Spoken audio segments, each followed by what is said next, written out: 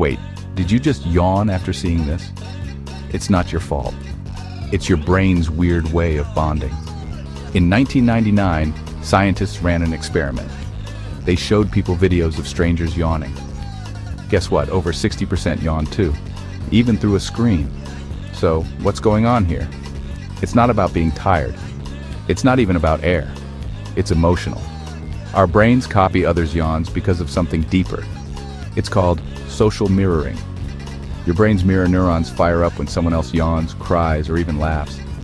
It's how we connect, empathize, and understand emotions. Yawning together, it's your brain saying, "I feel you, buddy." So next time someone yawns and you follow, don't feel weird. Feel human. Credits.